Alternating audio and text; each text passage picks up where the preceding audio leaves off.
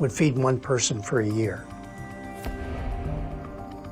Norman Borlaug, who won the Nobel Peace Prize in 1972 for bringing about the Green Revolution, he saw the Green Revolution as a way of buying maybe 30 years in order to solve the population problem. And he said, if we don't do that, we're going to have a terrible situation. And the fact that we're peaking in oil production, which is a key aspect of agriculture almost everywhere, availability of food globally is going to plummet. The big issue is going to be water. We see in some countries now where farmers are using virtually all the technologies available to raise yields. The market realizes that things are tightening up. As one observer said, land has become the new gold.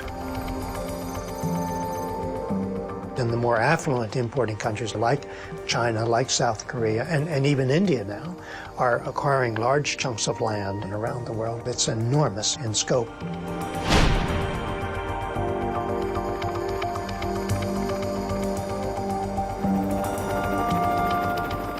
Rising food prices combined with rising unemployment have sparked riots and political unrest. Every year, there are about 78 million more people living on the planet. That's about 220,000 people every day, competing for both natural resources and for economic opportunities, stretching further the capacity of the world to sustain us. More than half of the world population, the majority in the developing world, is under the age of 28 and is either at or will be at a reproductive age in the next few years. Depending on the kind of choices these youth will take, humanity, according to the UN projections, could be as low as 8 billion or as high as 10.5 billion by 2050. A variance that could make all the difference as we are beginning to reach many thresholds on the planet. Population doesn't turn around on a dime. Population is continuing to grow. There's a momentum in population today. Even if all the couples in the world were to decide today that they were not going to have more than 2 children, it's estimated that world population would continue to grow to about 8 billion. That momentum means that we have got to, under almost any circumstances, continue to find ways to feed that many people.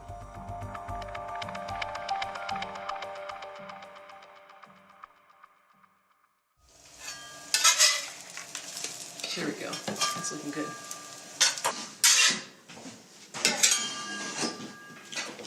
Lulu, we have it ready. You guys can eat at the little table. Quick, eat! No, it's fun.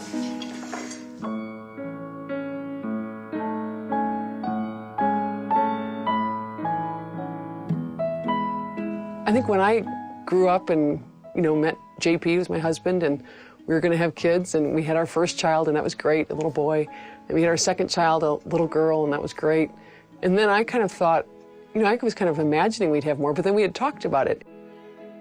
JP is from a small family of 2, and he said he really believed in the replacement, that we wouldn't expand the population, that it was a really big belief of his. And I could fully get behind that and understand that intellectually, but there was a feeling in me that was like, you don't really have a family if you can't, have a baseball team at any given moment. So I wanted to have a bigger family, and JP is a very kind of a rare, willing mate in that he was up for that too. Adoption seemed like a great way for our family to grow in a way that didn't impact population.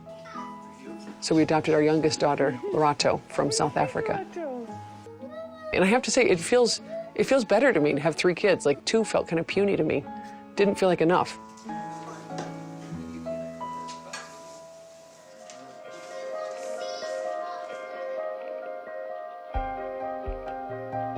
So I was approached by the producer of this film to be involved because of the work that I've been doing with children's rights.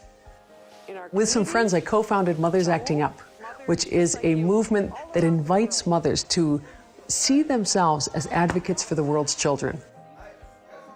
I was intrigued to learn more about how this issue was impacting children's issues and women's issues.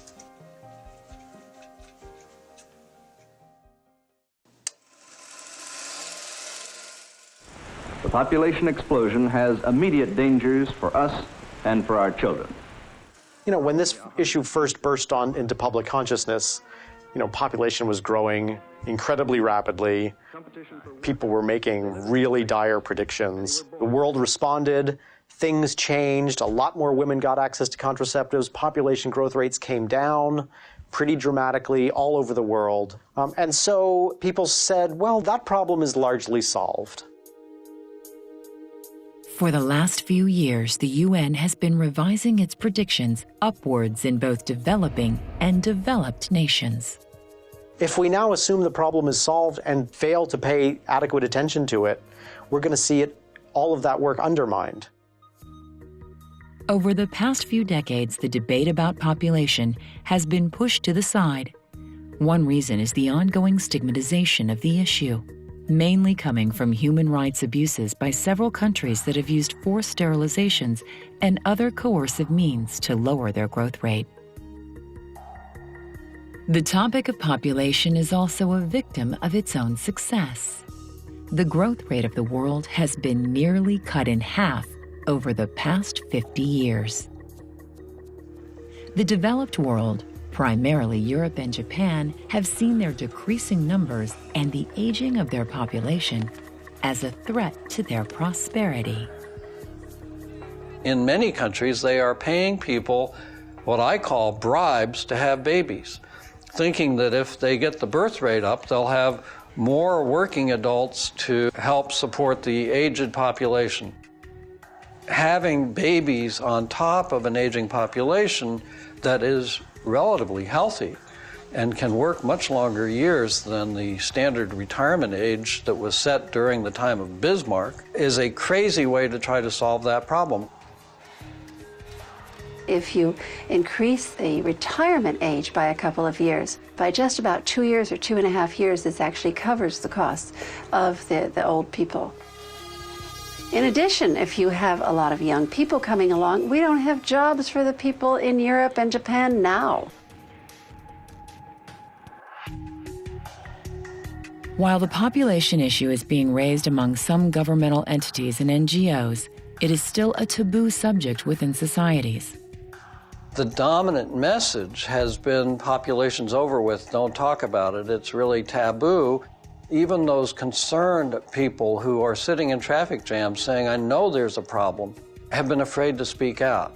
And it's really a reflection of people's fear of being out of line with what is socially acceptable.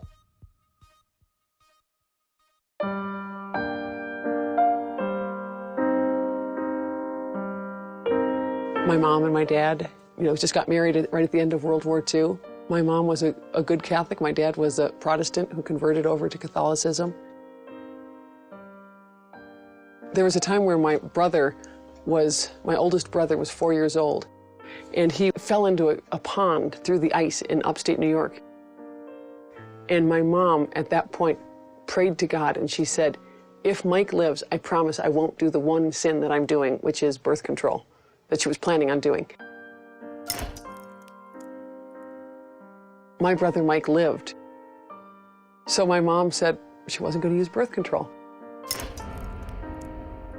So you end up with 10 kids. And that's what happens when you have this happy, loving relationship and no birth control. There was this feeling of plenty, like you were in the center of the universe when you were at home with the whole family. Like it was a really good feeling of a lot of plenty of enough.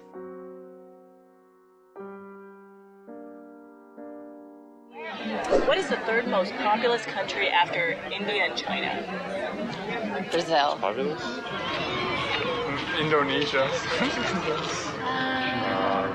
We phone a friend. Here, the U.S. Right now, it's the third most populous. Third most populous country.